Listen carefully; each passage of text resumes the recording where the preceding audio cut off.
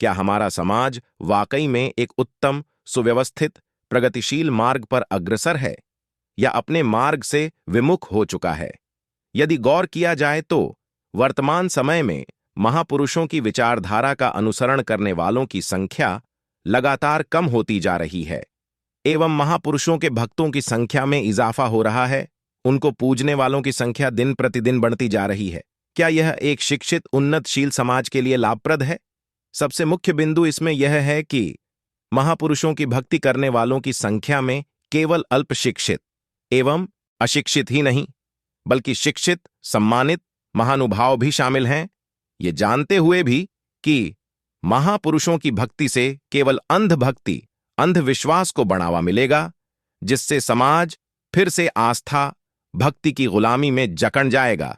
जिन गुलामी की जंजीरों से लोगों को आजाद कराने के लिए हमारे महापुरुषों ने अपना संपूर्ण जीवन दांव पर लगा दिया, आज वही बहुजन उन्हीं महापुरुषों की मूर्ति बनवाकर उनकी पूजा अर्चना कर रहे हैं। अर्थात जिन्होंने मूर्ति, भगवान आदि पाखंडों का त्याग करने को कहा, उन्हीं की मूर्ति बनाकर पूजने लगे हैं। कई वर्षों के गुजर जाने के बाद भी समाज स्वयं को इन पाखंड भक्ति आस्था से अलग नहीं कर पा रहा है। बहुजनों में अंधभक्ति, पाखंड का नशा इस प्रकार रगों में रक्त बनकर बह रहा है कि वे उस नशे के आदी हो चुके हैं। उनको अब भगवान, आस्था, चमत्कार, भक्ति की ऐसी लत लग चुकी है कि उनको कोई ना कोई देवी या देवता चाहिए ही हैं पूजने के लिए। अधिकतर लोग एक काल्पनिक ईश्वर एवं धर्म को छोड़ते हैं तो दूसरे ईश्वर की खोज में निकल पड़ते हैं। इसी के चलते वर्तमान समय में हमारे कई बंधु महापुरुषों की विचारधारा का अनुसरण करने के बजाय उनको भगवान की तरह पूजने लग गए हैं, उनकी आरती करते हैं, फल, फूल, मेवा आदि का छणावा छणाते हैं। दिन रात महापुरुषों के चरणों में दीप थाली लेकर वंदन करते हैं। क्या हमारे बंधुओं को लगता है कि ये सब करके उनको कोई सामाजिक, आर्थिक लाभ प्राप्त हो जाएगा? क्या वे शिक्षित एवं संपन्न हो जाएंगे? नहीं, कतई नहीं। यह उनका भ्रम एवं कल्पना मात्र है। समाज में होने वाले भेदभाव, अधिकारों के हनन के लिए एवं अपने हक की लड़ाई के लिए स्वयं प्रयास नहीं करना चाहते। वे किसी चमत्कार के भरोसे बैठकर भजन एवं जाप करते हैं और सोचते हैं कि उनके हक की लड़ाई लड़ने के लिए कोई मसीहा अवतार लेगा, जबकि यह पूर्णतः गलत एवं मिथ्या भ्रम है। उनको समझना होगा कि उनको अपनी लड़ाई स्वयं लड़नी होगी। कोई महापुरुष, भगवान या देवता नहीं आने वाला आपके लिए।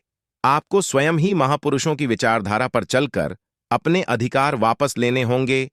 जब तक आप स्वयं कोशिश नहीं करेंगे, जब तक आप स्वयं महापुरुषों का अनुसरण नहीं करेंगे, तब तक कण मात्र भी परिवर्तन नहीं होगा। और यही सत्य है। आपको ऐसे कई मामले सोशल मीडिया एवं अन्य प्लेटफॉर्म पर देखने को मिल जाएंगे जहां महापुरुषों की फोटो लगाकर लिखते हैं कि इन महापुरुष का जयकारा लगाएंगे तो आपका दिन शुभ होगा। कोई पोस्ट करता है कि यदि आपने फला फला महापुरुष के दर्शन किए या उनका चरण वंदन किया तो आपको अच्छी खबर मिलेगी इत्यादि। ऐसी ना जाने कितनी पोस्ट एवं खबरें आपको प्रतिदिन पढ़ने को मिल ही जाएंगी। आखिर इसका कारण क्या है?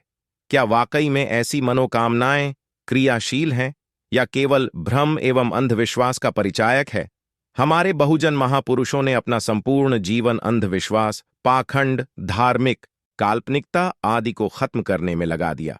और ऐसा नहीं है कि उनके इस संघर्ष से समाज में बदलाव नहीं आया, बल्कि इसी परिवर्तन के कारण ही आज हमारे समाज में कई विद्वान, आदर्शवादी बंधु देश के प्रत्येक क्षेत्र में प्रतिष्ठित, सम्मानित पद पर मिल जाएंगे।